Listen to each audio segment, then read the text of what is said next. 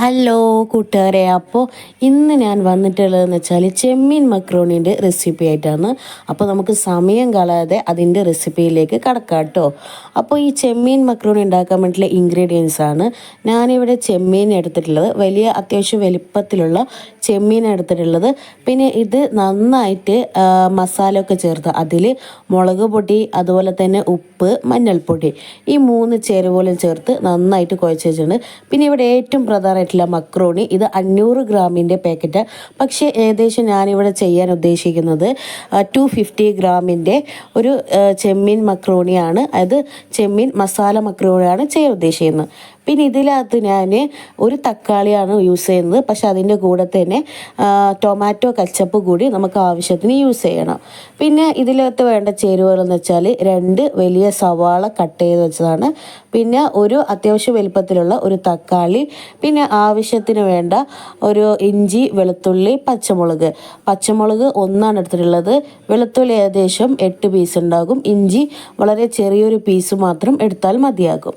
അപ്പോൾ ഈ ഒരു ചേരുവകളും അതിൻ്റെ കൂടെ ഗരം മസാല, മഞ്ഞൾപ്പൊടി, മുളക് പൊടി, ഉപ്പ് തുടങ്ങിയവയും, അതുകൂടാണ്ട് ആവശ്യത്തിനുള്ള മല്ലിച്ചപ്പ് അത്യാവശ്യം കൂടുതൽ ഇടുന്നതിനനുസരിച്ച് നല്ല ടേസ്റ്റ് കൂടുന്നതായിരിക്കും. പുതിന ഉണ്ടെങ്കിൽ അതും കൂടി ചേർക്കുക. പിന്നെ ഞാൻ നേരത്തെ പറഞ്ഞിട്ടുള്ള ചേരുവയായിട്ടുള്ള ചെമ്മീനാണ് ഇതിന് ഏറ്റവും പ്രധാനപ്പെട്ട ചേരുവ. ഇത് നന്നായിട്ട് മുളകൊക്കെ പിടിപ്പിച്ച് ഫീസറിലും മറ്റും വെച്ചിട്ടുള്ളത്. അപ്പോൾ നമുക്കിനി ഇതിൻ്റെ പാചകത്തിൻ്റെ കാര്യത്തിലേക്ക് മറ്റും പോകാം. നമ്മൾ ഗ്യാസ് ഒന്ന് ഓണാക്കാൻ വേണ്ടി പോവുകയാണ്. ഞാനിവിടെ ഒരു ഇലക്ട്രിക് ലൈറ്റർ വെച്ചിട്ടാണ് ഗ്യാസ് ഓൺ ചെയ്യാൻ പോകുന്നത്. അപ്പോൾ ആ ഇലക്ട്രിക് ലൈറ്റർ വെച്ചിട്ട് ഗ്യാസ് ഓൺ ചെയ്യാൻ വേണ്ടി പോകുന്നത്. ഗ്യാസ് ഓൺ ചെയ്ത ശേഷം നമുക്കൊരു നോൺ സ്റ്റിക്കിൻ്റെ അല്ലെങ്കിൽ നല്ലൊരു പാത്രം വെക്കാം. ഞാനിവിടെ ഉപയോഗിച്ചിട്ടുള്ളത് വെച്ചാൽ കുക്കറാണ് യൂസ് ചെയ്തിട്ടുള്ളത്. അപ്പോൾ ഈ കുക്കർ യൂസ് ചെയ്തുകൊണ്ട് തന്നെ നമുക്ക് എങ്ങനെയാണ് ഈ ഒരു മസാല തയ്യാറാക്കാൻ നോക്കിയാണ്. ഇതിൽ നമുക്ക് ഏകദേശം 2 ടീസ്പൂൺ വെളിച്ചെണ്ണയാണ് ഇതിനകത്തേക്ക് ഒഴിക്കുന്നത്. 2 ടീസ്പൂൺ വെളിച്ചെണ്ണ ഒഴിച്ചതിന് ശേഷം നന്നായിട്ട് പാത്രമൊക്കെ നന്നായിട്ട് ചൂടായി, വെളിച്ചെണ്ണയും ചൂടായതിനു ശേഷം നമുക്കിതിൽ നേരത്തെ കട്ട് ചെയ്ത് വെച്ച 2 വലിയ സവാള നമുക്കിതിനകത്ത് ചേർക്കാം. അതിൻ്റെ കൂടെ ഒരു ഇച്ചിരി ആവശ്യത്തിന് വേണ്ടിയിട്ടുള്ള ഒരു ഉപ്പും കൂടി ഇടുക. അതിനുശേഷം നന്നായിട്ട് ഇളക്കിയിട്ട് അതൊന്ന് വഴറ്റി വരുന്നത് വരെ നമുക്കൊന്ന് ഇളക്കിക്കൊണ്ടിരിക്കണം. ഇതിന് ശേഷം നമുക്ക് എന്ത് ചെയ്യാം, അതിനുശേഷം നമുക്ക് അതിനകത്തേക്ക് തക്കാളി ചേർക്കണം. അതായത് കട്ട് ചെയ്ത് വെച്ച ഒരു തക്കാളി ഉണ്ടല്ലോ, അത് ചേർക്കണം. അതിനുശേഷം ഇഞ്ചിയും വെളുത്തുള്ളി പേസ്റ്റ് കാര്യങ്ങൾ അരച്ചിട്ടുണ്ടായിരുന്നു. ഈ പേസ്റ്റ് കാര്യങ്ങളൊക്കെ ഇതിനകത്ത് ചേർത്തിട്ട് നന്നായിട്ട് അതിൻ്റെ പച്ചമണമൊക്കെ മാറുന്ന രീതിക്ക് നമ്മൾ എന്ത് ചെയ്യണം, അതിൽ നന്നായിട്ട് വഴറ്റിക്കൊണ്ടിരിക്കണം. അപ്പോൾ ഈ സമയത്ത് മീഡിയം ഫ്ലെയിമിലോ അല്ലെങ്കിൽ ലോ ഫ്ലെയിമിലാണ് വെക്കേണ്ടത്.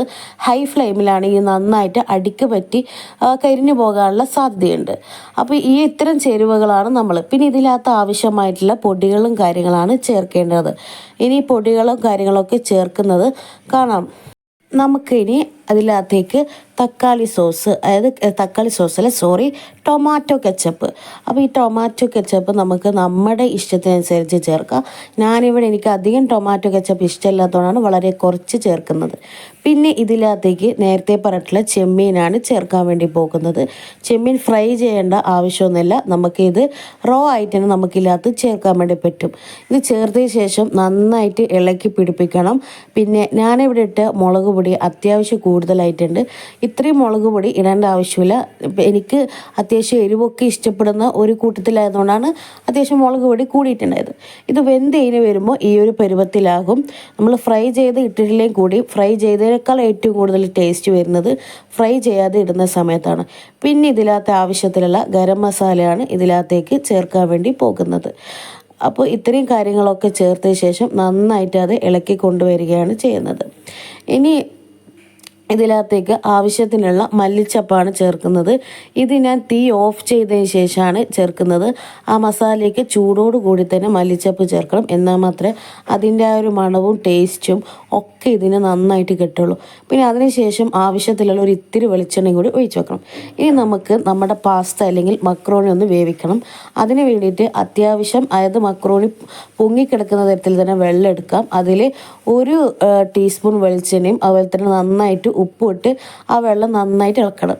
അത്യാവശ്യം തിളച്ച് വരാനായി എന്ന് കാണുമ്പോൾ തന്നെ നമുക്കിതിനകത്ത് 250 ഗ്രാം മക്രോണിയാണ് ചേർക്കാൻ വേണ്ടി പോകുന്നത്. ഇത് ചേർത്തതിന് ശേഷം നന്നായിട്ട് ഇളക്കണം, അല്ലെങ്കിൽ അടിക്ക് പിടിക്കാൻ നല്ല ചാൻസ് ഉണ്ട്. പിന്നെ ഞാനിവിടെ ഹൈ ഫ്ലെയിമിലാണ് ഇത് തീ ഇട്ട് വെച്ചിട്ടിരിക്കുന്നത്.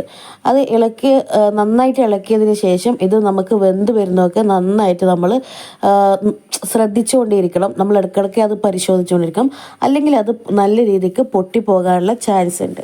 പൊട്ടിപ്പോകാനോ അല്ലെങ്കിൽ അലിഞ്ഞു പോകാനുള്ള ചാൻസ് കൂടുതലാണ്. അപ്പോൾ ഇവിടെ ഞാൻ ഈ ഒരു തരത്തിലുള്ള മക്രോണി എടുത്തിട്ട് നിങ്ങൾക്ക് ഏത് ടൈപ്പ് പാസ്ത വേണമെങ്കിലും നമുക്ക് ഇതിനകത്ത് ചേർക്കാൻ വേണ്ടി പറ്റും. ഇത് നന്നായിട്ട് അത്യാവശ്യം വെന്ത് കിട്ടിയിട്ടുണ്ട്. വെന്തതിന് ശേഷം നമുക്കിനി ഇതിൻ്റെ വെള്ളമൊക്കെ നന്നായിട്ട് ഊറ്റിക്കളഞ്ഞിട്ട് മാറ്റി വെക്കാം.